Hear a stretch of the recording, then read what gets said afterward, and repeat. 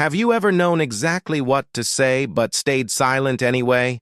Not because you didn't know English, but because you were afraid. Afraid of making mistakes. Afraid of sounding wrong. Afraid of being judged. This is not a story about perfect English. This is a story about fear and about the quiet courage it takes to speak before you feel ready. For a long time, I lived with a quiet fear. It wasn't loud, it didn't shout, it stayed hidden. It appeared whenever English appeared, in meetings, in conversations, in unexpected moments. My name is Laura, and this is the story of how I learned to speak before I felt ready. Before anything changed, my life looked normal. I went to work, I did my tasks, I went home. People around me thought I was calm, reserved, polite. They didn't know how much effort it took to stay quiet. Silence felt safer than speaking, especially in English. Whenever English entered the room, my body reacted first. My heart beat faster, my shoulders tightened, my mind searched for exits. I smiled, I nodded, I avoided eye contact. Inside, I was already preparing excuses. I didn't hear. I'm not sure. Maybe later. Anything to avoid speaking. It wasn't that I didn't know English at all. I understood a lot. I could read emails. I could follow videos. I could understand instructions. But speaking felt different. Speaking meant exposure. It meant being seen, being heard, being judged. I worried about my accent, about my grammar, about sounding slow. I imagined people waiting while I searched for words. I imagined their patience running out. I imagined their silent judgment. So I stayed quiet. At first, that silence felt comfortable. It protected me, but over time, it became heavy. It followed me home. It sat with me at night. I replayed conversations I never joined, words I never said, ideas I kept to myself. I began to notice how much English controlled my choices. I avoided situations where I might need to speak. I chose safer roles, smaller responsibilities. I stayed in the background. Not because I wanted to, but because I was afraid. The hardest part was not embarrassment. It was regret, knowing I was limiting myself. One afternoon, something small happened. At work, there was a meeting. Nothing unusual. People were discussing a project. At one point, someone asked a question, a simple question. I knew the answer, clearly. I had worked on that part. I felt the answer forming in my mind. I could see it, I could explain it, but my mouth didn't move. I hesitated. Seconds passed. Someone else answered instead. The conversation moved on. No one noticed.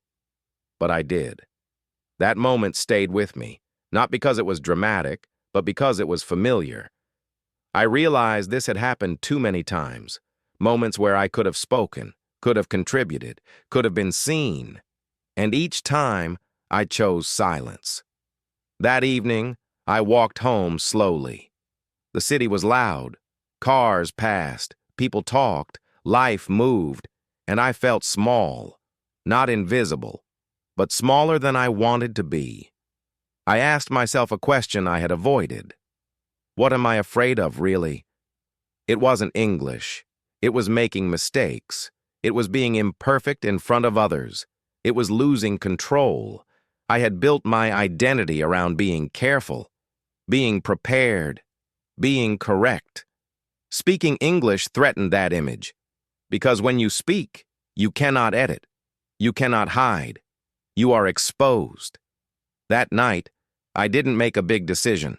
I didn't promise to become confident. I didn't set goals. I simply admitted the truth. I was afraid, and that fear was shaping my life. Once I saw that, I couldn't unsee it. The next day, something changed. Not my confidence, my awareness. I began noticing how often I avoided speaking, how often I stayed silent even in my own language. Fear was not limited to English. English was just where it was most visible. I realized something important. I was waiting to feel ready, but ready never arrived. It never had. Readiness was an illusion. It was a future version of me that didn't exist yet, and waiting for her meant staying where I was.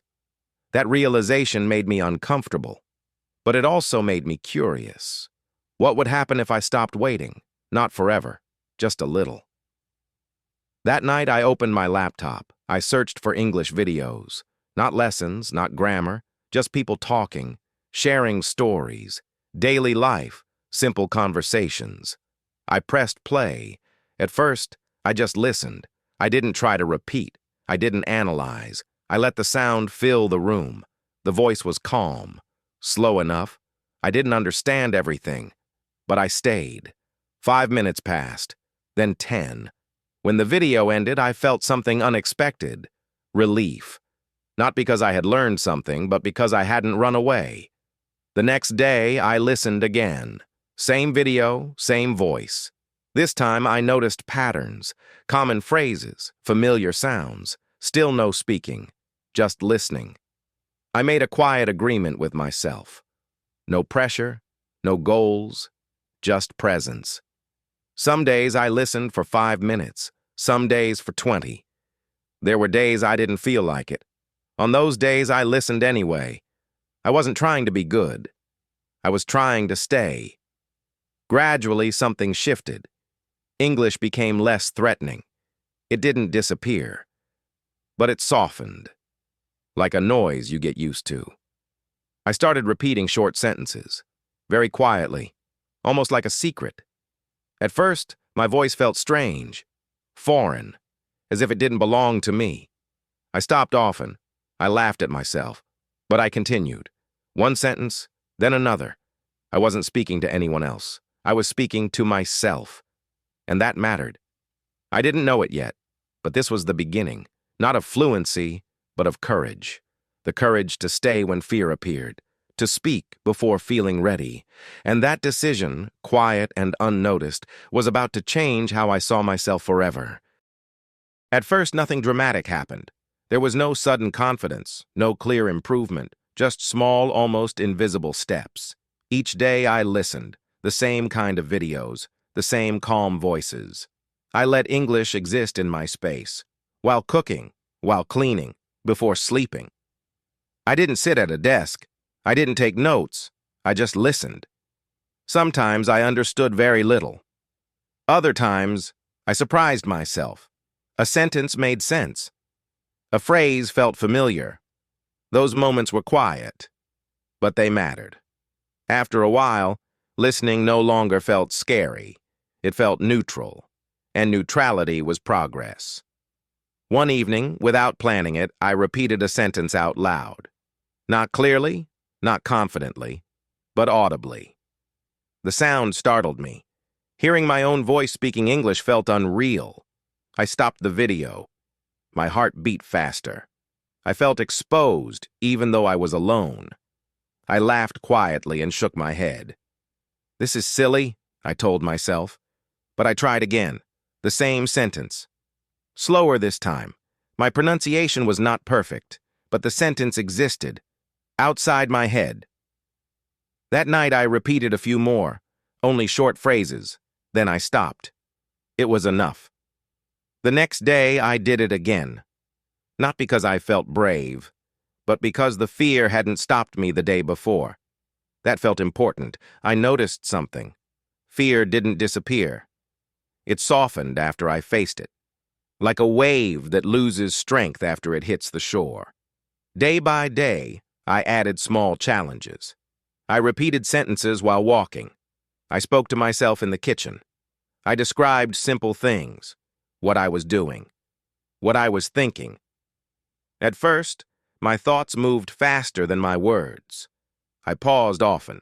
I searched for vocabulary, but I didn't rush. I allowed silence. That was new. I had always believed that silence meant failure. Now, it felt like space. Space to think. Space to choose words. Slowly, my relationship with silence changed. I stopped apologizing for pauses. I stopped rushing to sound fluent. I focused on clarity. One afternoon, something unexpected happened. I was at a cafe, waiting in line. The person in front of me ordered in English. The cashier responded. The interaction was simple, but something inside me shifted. When it was my turn, I felt the familiar fear. My chest tightened. My mind whispered, "You don't have to. You can switch languages." I hesitated. Then I remembered all those quiet moments at home, all those sentences spoken to no one. This was still no one important, just a human. Just a moment. So I spoke. My voice was low. My sentence was short. But it was English. The cashier understood. He smiled. He responded. The interaction ended. It lasted less than 30 seconds, but my hands were shaking. I stepped aside, heart racing. Not from embarrassment, from adrenaline. I had done it. Not perfectly, but honestly. That moment stayed with me for the rest of the day. I replayed it over and over. Not the words, the feeling of not running away. After that, similar moments appeared. Small ones, asking a question, responding briefly, clarifying something. Each time, fear appeared, and each time I stayed, not confidently but willingly. I noticed a pattern. Fear was loud before speaking, but quiet after. Regret, on the other hand, was loud when I stayed silent. That realization changed how I made decisions. I stopped asking, "Will I sound good?" I started asking, "Will I regret staying quiet?" Often the answer was clear. There were failures, moments when I misspoke, when I misunderstood, when I felt awkward. Those moments hurt, but they didn't destroy me. They passed, and life continued. People forgot, or didn't notice at all. I realized how much energy I had wasted imagining judgment that rarely existed. Most people were kind, or neutral, or busy. The world was not waiting to criticize me. That realization made me braver, not fearless, just braver. By the end of that period, something inside me felt different. I no longer saw myself as someone who couldn't speak English. I saw myself as someone who was learning, who was practicing, who was allowed to be imperfect. And that shift, from identity to process, was powerful. I didn't know it yet, but these early attempts, these shaky sentences and quiet victories were building the foundation for something much bigger, something that would soon push me out of practice and into the real world. And when that happened, I would still feel fear, but I would no longer let it decide for me. At some point, practice was no longer enough.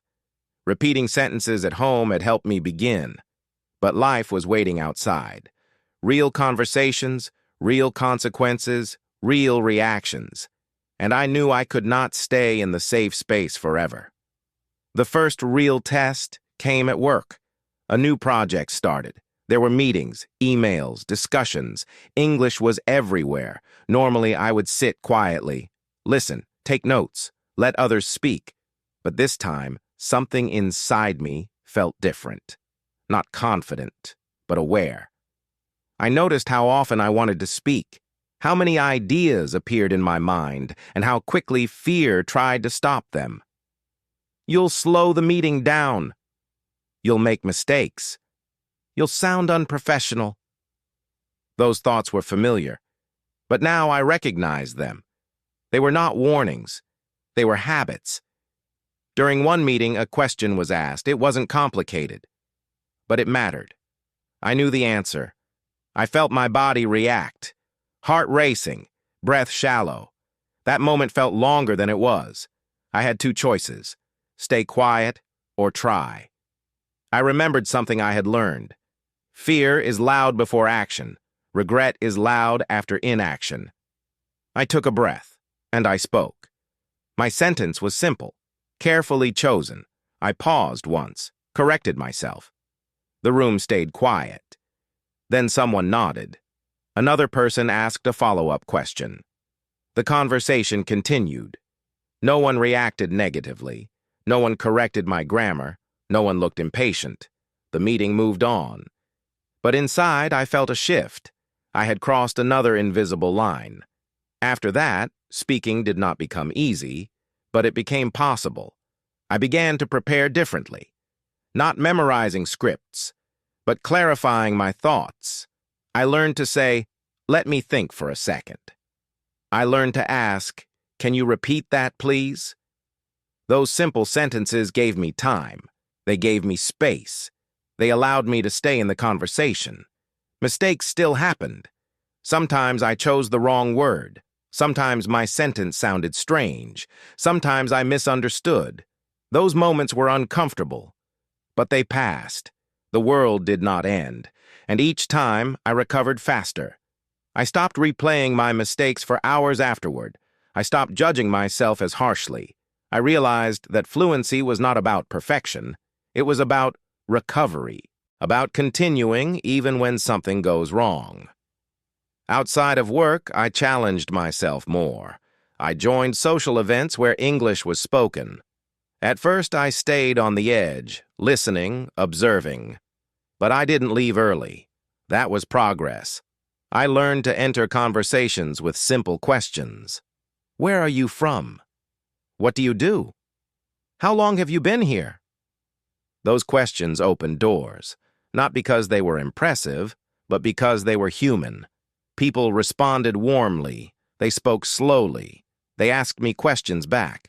They didn't expect perfection. They expected presence. I noticed something surprising. When I stopped focusing on how I sounded, I became a better listener. I paid attention. I reacted. I stayed engaged. Communication became less about English and more about connection. That realization changed everything. I was no longer performing. I was participating. Over time, English stopped being the main challenge. The real challenge was trusting myself, trusting that I could handle discomfort, that I could adapt, recover, learn. That trust did not appear suddenly. It grew with each conversation, each mistake, each small success. One evening after a long day, I reflected on how far I had come, not in vocabulary, not in grammar, but in courage. I remembered how silent I used to be, how carefully I avoided attention, how small my world felt. And I saw the difference. My world had expanded, not because English gave me permission, but because I stopped asking for permission. I stopped waiting to feel ready. I started acting while afraid. That changed my identity. I was no longer someone who couldn't speak English. I was someone who spoke English imperfectly. And that difference was everything. Of course, there were still days when I felt tired. Days when my confidence dipped. Days when English felt heavy again. On those days, I reminded myself of one simple truth. Progress is not permanent. It must be renewed through action, through practice, through choice.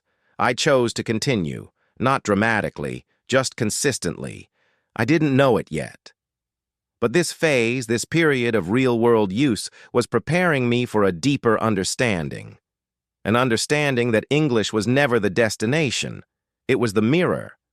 And what it showed me was who I was becoming. Looking back now, I understand something clearly. English did not give me a new life. It gave me access to the life I already had. For a long time, I believed that confidence was something you were born with, something other people had, something I lacked. But learning to speak English taught me a different truth. Confidence is not the absence of fear. It is the decision to act while fear is present. The biggest changes did not happen when my English improved. They happened when my relationship with fear changed. Fear stopped being a signal to stop. It became a signal to pay attention, to breathe, to slow down, to stay. I still feel nervous sometimes, before meetings, before conversations, before speaking in groups. That feeling never fully disappeared, but it no longer controls me. It walks beside me, and I walk anyway.